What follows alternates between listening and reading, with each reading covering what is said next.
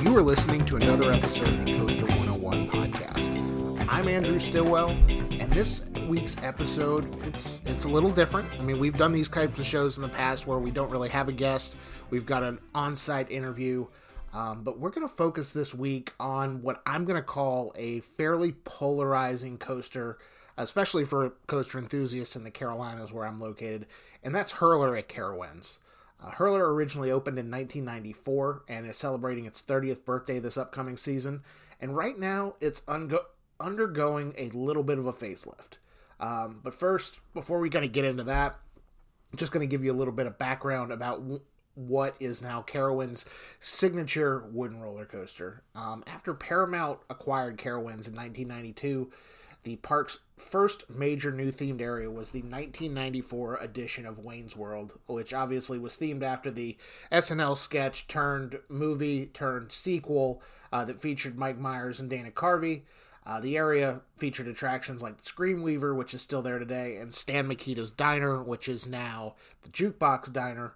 But the centerpiece of the new land was Hurler, one of just two coasters designed by International Coasters, Inc., who are now defunct. Obviously, the only other coaster they designed was the Hurler at King's Dominion, which we all know how that has turned out. It opened in its own similar Wayne's World themed area. But there's a great blog post on Carowinds' website. I'll spare you most of the details. Great blog post on the website for Carowinds that talks a little bit about the history of Hurler, and this was for its 25th anniversary. I'm not just saying it's a good blog post because I wrote it for the park, but it's in the show notes. Go check that out. Hurler stands 83 feet tall and reaches a top speed of 50 miles an hour, evokes the thrills found in a traditional old-school wooden coaster, rough, rattling, and somehow out of control at the same time. Out of control, but also out of control, but feeling in control at the same time. As I talk to you, I'm now wondering if 30 years is already enough to be considered old school for a wooden coaster, and then what does that make me at 34? Anyway, over the years, Hurler has obviously received its fair share of TLC. Back in 2014, we interviewed Great Coasters International for the site. Another one, we'll link that in the show notes as well. But they reprofiled kind of that first sweeping turn around the station that used to be the Doll Factory. And each year, Hurler has kind of seen improvements ever since. But Carowinds does that in-house. But there's always, in the coaster community, there is always this just desire and need to tell everybody how Hurler at Carowinds needs to do the same thing that King's Dominion did. And it needs to get Rocky Mountain Construction involved like they did turning Hurler into Twisted Timbers up at King's Dominion. But during the end of the 2023 season, riders who were riding Fury 325 during Haunt or Scarowinds or Winterfest, they might have noticed that if you came out of the exit of Fury 325, the backside of Hurler was completely missing. That back curve following those airtime hills on the back stretch. And so, just like it always does, and has, I feel like, ever since Hurler King's Dominion kind of went under the knife back in 2016, 2017, and opened in 2018, the speculation began. But we are here to tell you, we have an exclusive. Hurler is getting RMC'd. Pause for effect. No, but it's actually not quite in the way you're thinking of those letters, the way they typically represent. Instead of being RMC converted or by Rocky Mountain Construction, the RMC that Carowinds Hurler is facing this offseason is routine maintenance by Carowinds. And so this week, we are joined by Steve Jackson, who's Carowinds Director of Maintenance and Construction, for a first-hand look at Hurler's reconstruction, which Carowinds is, like I mentioned, is doing in-house. And according to Steve, it's one of the few parks out there with an in-house team capable of reconstruction and reprofiling of a wooden coaster like Hurler. We learned a little bit about the history of the land itself, the process of reconstruction and reprofiling, the importance of having a classic wooden roller coaster in an amusement park, and really, at this podcast cord just like we always do. We just kind of nerd out with Steve for about 20 minutes. So it's a really fun interview. I hope you enjoy it. When it's over, I will come back. I'll wrap the show up. But really, given Hurler's position in kind of the Wayne's World universe, there's only really one way we can transition into this interview. We'll see you on the other side, but enjoy.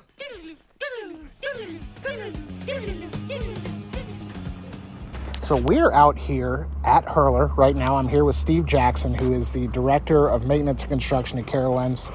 Steve, how's it going? Yeah, it's actually going great. Look at the weather out here. The temperature is a great time of year to be outside. Yes, it is. It really is. And so you and we are standing right now, what I'm going to call the backstretch, or the back curve, rather, of Hurler. And Eagle Eye Park viewers, or park guests, kind of towards the end of the season, they might have noticed if they're riding Fury 325 or Fury 325 and coming down the exit that something might have been missing back here.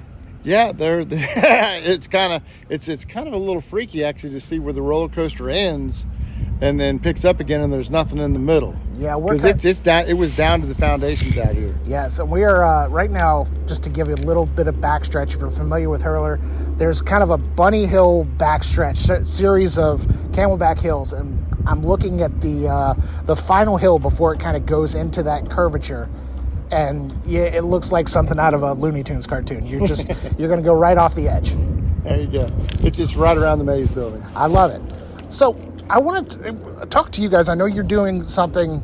You're doing this refurb internally, and I know in the past, coaster companies like Great Coasters have been here. I know several years ago, I think it was 10 years ago at this point, I feel like they redid kind of that front curve.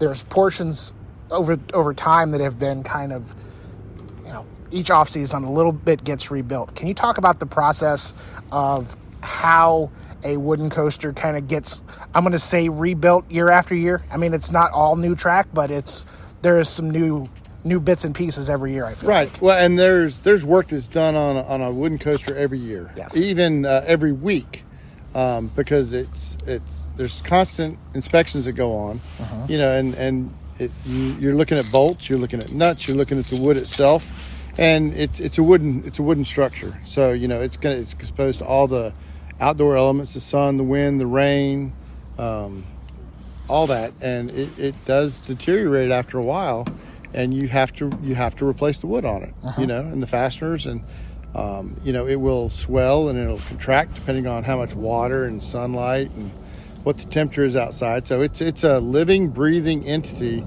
That's a wooden roller coaster. It's designed to move, but the wood does age, and you do have to replace it every now and again. Some places more so than others, uh-huh. Depending on the forces that that come around when the train's on the track. Got it. And Hurler is celebrating its 30th birthday in the 2024 season, and with a roller coaster like this, obviously everybody, depending on what corner of the internet you read, there's a little roller coaster manufacturer. They go by the name Rocky Mountain Construction, and when something goes, it gets RMC'd. But this isn't really the RMC treatment unless you're saying RMC is routine maintenance by Carowinds. Right. That's exactly what it is. That's pretty good. Routine maintenance by Carowinds. That's pretty good. Can I use that? Absolutely. That is really cool. Yeah. So this is routine maintenance by Carowinds. We've got probably one of the only coaster crews at a park that would actually attempt to tackle something like this and be successful at it. Okay. So we've got a crew of six to eight people over here. Okay. We pull the mill shop carpenters in too to help. But these guys, they're all dedicated to it. They've been doing this for a while, and it's more structural construction than it is. It's like building a bridge. Yes. Most of the time you see this kind of construction done out of metal. Uh-huh. So it's not all straight, square, and plumb. As you can see, there's lots of angles here. The track's actually swoops around a corner right here, uh-huh. and an angle, and that angle changes. Yes. So each one of these bent sections is built differently. There's blueprints that we go by, and everything is the precision on here. We cut to a 1/16 of an inch. Okay. So we build all this stuff to a 1/16 of an inch. And this is Is this manual cutting or is this automated to 16? No, this is all manual cuts. Oh, wow. This is all manual cuts, yeah. Okay. So and when you say Carowinds is one of the only parks that kind of has this coaster crew that kind of maintains the wooden coaster, again. Well, there's other parks that will maintain them. Yes. But there's very few, if any, that will take on a job this big during the season and actually get it done and get it done right. Okay. And I mean, when you're looking at these blueprints, are they the original, I think it was International Coasters or PTC? They are not. Okay. No, we've got the original blueprints, but what happens is over time is things settle. Like when we did this, we actually had the surveyor come out and reshoot all the foundations because the original drawings had the foundations at a certain elevation and in a certain place. Well, when you come back into the as-builts, was that right? So what we did is we actually had a surveyor come out and measure where everything was again, survey it for us, and then we made adjustments to the original prints, and we drew new prints for what we had, because things that they may have taken care of in the field, okay, so that foundation was off 1/4 of an inch, right? Well, we've got to be within 1/16 of an inch. Yes. So, those little differences are real important. So we had new blueprints made for what we're doing right now. Yes. And there's a blueprint made for each of these bent stacks. Okay. So each one of these sections, they're about 8 feet apart, but there's a blueprint for each one of them. Okay. And, I have the benefit of a visual reference here. We're staring at what you just referred to as a bent stack. So for those who are kind of not as educated on the topic, what is the best way to describe a bent stack? Would that be kind of like a wooden support structure, for lack of a better term? Yeah, it's a wooden support structure that is perpendicular to the track. So and they go all the way around the track, and the track goes over them. There's a board at the top, right? There's a header up there, and the track sits on that. So it's a bent stack is perpendicular to the track and holds the track up. But they're about every 8 feet, and you can see when you come out and look as you ride over them, you'll see them around the track, but that's what holds it up. Got it. And approximately, do you have a number of the kind of the footage of track that you're replacing this off season? Wow, it's about 240 feet. Okay, but again, for those if you're not familiar with Hurler, it is 68. No, I'm sorry, I got that. It's twice that. Okay, because each one of them is about 8 feet apart, and there's 70 of them. Okay. Yeah. So about 560 feet. Yeah, about 540. Math's hard. Yeah. But with this process, when it started, obviously before the end of the 2023 season. We did. We started in November, and the first thing we did once we got the drawings, we started building all the bent stacks, right? Bent frames. So what you do is you build all those in reverse order that you're going to put them up, because when you put the last one on, you want it to be the first one you take off. So you build them strategically and you stack them strategically. So when you go back, when you get ready to actually put them in, you only have to handle them one more time. So there's a few tricks, and there's a lot of thought that goes into this. But yeah, like they put 18 up today. Okay. Today was the second day they were actually putting them up today. Got it. And then they started yesterday. The process is scheduled to be complete before the beginning of the 2024 season. Yeah, we should be open sometime in March. Okay. Yeah, I love that. We're still pushing for opening day. Yeah. But you've got weather concerns. That big deluge we had yesterday. I was going to say we worked inside yesterday. Of course. You can't. You can see. Well, you can see, but your listeners can't. But anyway, we've got stuff sinking out here, and trying to get equipment around. Do we want to do a walk and talk? Yeah, I think that'd be great. Yeah, let's walk. Let's go around the road, and we can avoid all this mud right here. I'm following you. I think for me, one of my favorite stories is you were sharing on what this possibly the field had and what time, and some of the urban lore. Oh, do you want all that too? For sure. Okay. Yeah, I think that's great to share. So the thing about it's special around this was actually a landfill when the park was first built in 1972-73. We opened March 31st, 1973. Well, this was a landfill. We had 4 landfills. This was one of them, right? So that's why it's so higher than the road down there. So when we built all this, when you build on a landfill, you've got things that are deteriorating and composting, rotting away. So the ground is not the most stable in the world, right? So each one of these concrete foundation has a concrete pier that goes down to pre-weathered rock. They're about 20 feet deep. Some of them are 30. And then you put the pier cap on top. So this, if you were to blow away all this dirt, go down 10 feet, you would see like a bridge with all the columns holding all these foundations up underneath of us. So that it's a nice way to use the space, but this is built on a landfill. Wow. That's pretty cool. And it really is. Well, do you want to talk about some of the stuff that we think possibly could have been in here? Well, We're going to dive really into urban legend. Wow. Here, I feel like. Well,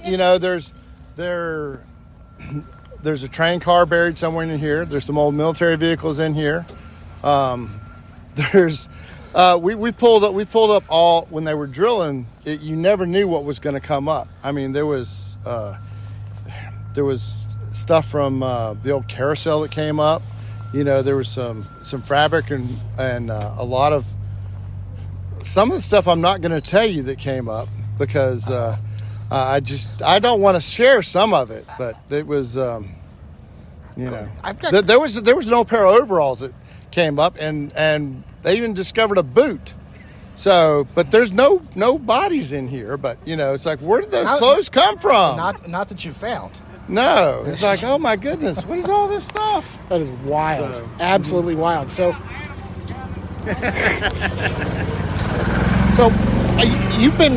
long have you been with the park? I've been here 39 years. I started in 1984. Okay, so you were here for the beginning and the actual building of the Hurler. I was, yes. Mm-hmm. What do you remember about that process? If there's anything that kind of sticks out in your memory? The thing that wow. Well, one of the biggest things was we were building on a landfill. Yeah. We had to reroute the road because the service road used to go right up around there. So we moved the service road.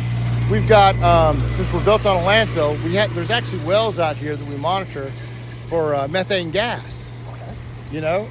And that's all of our buildings over here have methane detectors in them. This is a long time ago, but we still have to worry about all that. But then the fact that we actually built the ride on a landfill was really cool. We took all that space that I had no idea back then that we could actually build on it. I grew up in Virginia Beach, Virginia. We had a hill called Mount Trashmore, and it was the highest point in Virginia Beach, and we used to sled down it and all that. And they turned it into a park. Well, here we don't have a Mount Trashmore. We just had a landfill, and we built a roller coaster on top of it. I love it. So it was that was the cool thing for me. Yes. And, Hurler, in the Carowinds lore, obviously we had what is now Woodstock Express, formerly Scooby-Doo, and a couple other things. Mm-hmm. There was also Thunder Road. With Hurler kind of being the premier wooden coaster at Carowinds, what does it mean to you to be able to kind of restore it year after year and add, again, these bent stacks and new pieces of track? And, after they say... because you're building a wooden roller coaster, it's like Walt Disney World. It's never really complete. You're rebuilding portions of it year after year to a point where it's almost a new ride, and then you got to start over again. But what does it mean to you to be able to kind of carry on that legacy and, again, keep the premier wooden coaster at Carowinds? We're going to call it relatively smooth. Right. That's something that the Hurler's always taken a bad rap for being rough. Now, we do accelerometer testing on this twice a year. When they do the accelerometer testing, they say we have one of the best wooden roller coasters that they do testing on in the country, and we're very consistent. But the thing is every year we try to do something better. When we rebuilt the curve back over here, we had some issues over there that we mitigated. We reprofiled that curve. Well, we reprofiled this curve also just a little bit to help that smooth that track out, and by rebuilding it and building it to a 16th tolerance, this track should be a lot smoother when we open it this year. So the Hurler, all wooden roller coasters take a rap for being a little bit rough, but I'm really hoping that this one is significantly smoother than it was last year, and that people will notice it, and they'll really enjoy still riding the Woody, because wooden roller coaster, it takes a lot of maintenance. It takes a lot of people to maintain it. It takes a lot of money to keep them going. And some people don't want to spend it, but this is the last large wooden roller coaster we have here at the park. Once Thunder Road left, because Gold Rusher is really considered a hybrid now, right? At the time it wasn't, but by today's standards, it's a hybrid, right? Yeah. It's a wooden. So Wooden support steel track, yeah. Yeah, so it really classifies as a hybrid. So this is our big wooden roller coaster, and it's iconic around here. Yeah. King's Dominion, they changed theirs.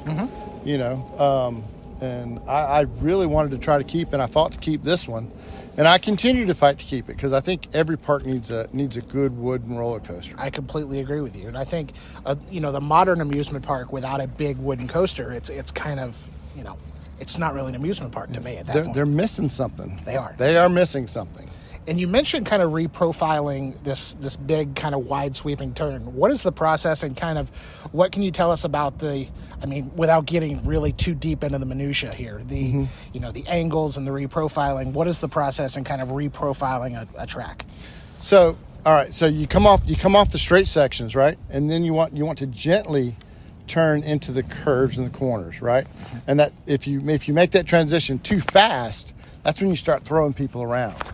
Right? Yep. So what you want to do when you do that is you want to smooth that transition out a little bit, and then make the rest of the dynamics more natural. Kind of like if you think of Afterburn, when you ride Afterburn, that was all modeled after an aircraft, right? You ride in an airplane. Well, you want to do the same thing here. You want to make those transitions a little gentler, but then you're still getting the full effect. But you're not being thrown around so much. You're just being rocked instead of thrown. And that makes a big difference on how this is perceived. The other thing is, at some point, you just have to rebuild these curves because the ledgers that the track rides on, things just get too loose, and the wood deteriorates to the point where you just can't keep it to the tolerance that it needs to be. So when we rebuild this is going to be great because we're going to be nice and smooth as we can be. So if you're going to come out and ride it, 24 is a year to come out and ride it again. Exactly. If you've been putting it off for a few years, come ride it in 24 because that should be the best year for the Hurler when we rebuild it. Yeah, and I remember again when the very first kind of it's not, I guess not technically the first turn, but the first curve after the drop. That was reprofiled again 8-10 years ago at this point. Mm-hmm. I remember how smooth that transition was coming off that drop, and then you go right into, you can see all the fresh wood. You knew where it was redone. Yep. And then coming out of it, it was a little rough. And so with this back curve, to me, which has always been a little rougher, I mean, sure, we're talking among friends here. I think we are. We can agree. It's always been a little on the rough side, but having that after the front curve, first curve, second curve, however we want to define that big sweeping turn around the station, having this back curve be similar to that, I think is going to result in a much more enjoyable ride experience. Oh, it will. And the thing is that we're using modern techniques. We're updating the techniques and the processes that we used to build this coaster by 30 years. Yes. We're using double helical lock washers. We're using Alco lock nuts.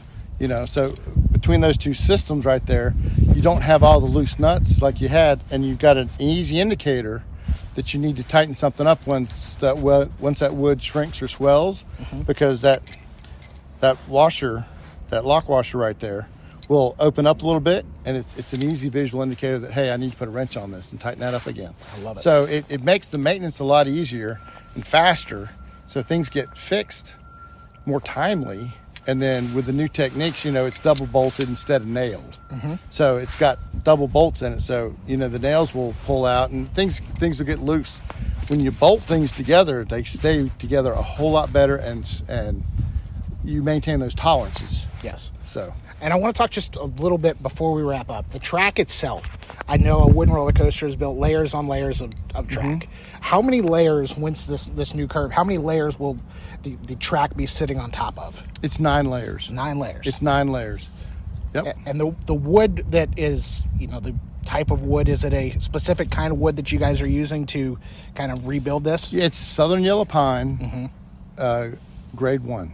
Grade 1. Yeah, it's the best Southern Yellow Pine that you can get. And This wood comes out of a plant in Georgia. Okay. So I don't exactly know where the lumber comes from that they process, but the mill is in Georgia that we get it from. Trees somewhere, presumably. It's STI. Oh, yeah. But it's Southern Yellow Pine #1. I love it. Which is the best wood you can get for building roller coasters. Okay. And is that different than the original wood on, Hurler 1.0 when it was built 30 years ago, or is it? It should be the same. Okay. Typically, you build roller coasters out of Southern Yellow Pine #1. That's what you're supposed to use now. Okay. And as far as I know, that's what we used back then. Okay. I wasn't in the middle of that. Of course. That long ago. I was pulling wire and making telephones work back then. All good. The last thing I want to talk, we've talked a little bit about your coaster crew. Hype your guys up a little bit. Like, what does it mean to you to be able to say you're one of the few parks that has a crew who is capable of doing this instead of bringing in, somebody like a GCI or a Gravity Group or an RMC to kind of do it as a third party? What does it mean to you to have this in-house? Well, to be able to do, I'm one of these people that I like to do everything in-house. And the fact that we can do that, and we've maintained that, and we've fought hard to maintain that crew and their knowledge base and all that, and we teach and train, because the only way you're going to learn this is by doing it. You can't go to school to learn how to be a roller coaster carper, and we've got a crew here who can do this. It's really incredible. I like to brag on them all the time, and they're all good. They're all good people. They're really good at what they do. I would tell any woman who's out there looking for a man, if you can find your roller coaster carpenter, man, you got it made. I love that so much. Final question. When Hurler opens in March, front row, back row, or somewhere in the middle of the train? Wow. I like the back row. I like the back left seat. But they're all good, and they're all going to be a little bit different. That's what's really nice about a wooden roller coaster, or even a steel roller coaster. You get a different ride, front, middle, or back. And when we do accelerometer testing, we do front, middle, and back, because it's a little bit different in each seat. I personally like back left. That's my preference. Okay, wonderful. Steve, thank you so much for the time today, and we can't wait to ride Hurler in this spring, I guess. It's coming up quick. I was going to say next year, but we're already in next year already. It's 2024, baby. Let's go. We got 57 days to open. 57. Here we go. Awesome.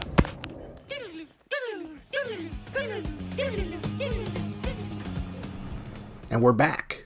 Seeing the Hurler construction up close, it's crazy to see the level of detail and work that's going into this project. And after we were done recording, Steve told me that each of the bent structures, and there's 70 bent structures in all, have 60 nut bolt washer combos, and these are heavy duty nut bolt washers.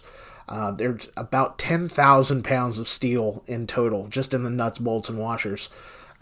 So super impressive to see. Hurler is on schedule to reopen with the park this spring when it opens, and we can't wait to ride it for its 30th birthday. Thanks, as always, again to Steve, and also to Carowinds Director of Communications, Courtney McGarry Weber, for helping make this interview happen. But that's going to do it for this week's episode of the Coaster 101 podcast. Make sure you're following Carowinds on social media for off-season updates at the park, and after you're done following Carowinds, make sure you're following us at Coaster101 anywhere you can consume social media: Facebook, Twitter, Instagram, TikTok, YouTube. We also have a website if you prefer to consume your content by reading, and that's Coaster101.com. But on the subject of YouTube, in addition to literally anywhere else you can get our podcast, the Coaster 101 podcast is now on YouTube in an audio format. We haven't gone to video yet because I don't think anybody really wants to see that. But everybody has their preferred listening platform. So if it's Apple Podcasts or Spotify or Stitcher or anywhere you happen to be listening. But the benefit of YouTube is that it auto-generates closed captioning for us with AI, which means it's at least a little bit more accessible, we hope so anyway, to those who are kind of deaf or hard of hearing. So looking for just a more accessible way. But just like Apple Podcasts and Spotify, we'd love reviews and ratings and comments on YouTube as well. With the more comments and ratings and positive reviews that we get, it helps more people find our podcast, and growing our audience is always something we're trying to do here at the Coaster 101 podcast. you can head to c101.co/tpublic, that's TEEPUBLIC, for our TeePublic shop that has the latest and greatest in Coaster 101 merch. And last but certainly not least, a huge thank you, as always, to Justin Mabry and JMMD Entertainment for our theme music. They've been rolling with us since day one, and here we are on episode 137 of the podcast, and the theme music is still going strong. So, big thanks to Justin and team over there. We will talk to y'all again soon. See ya.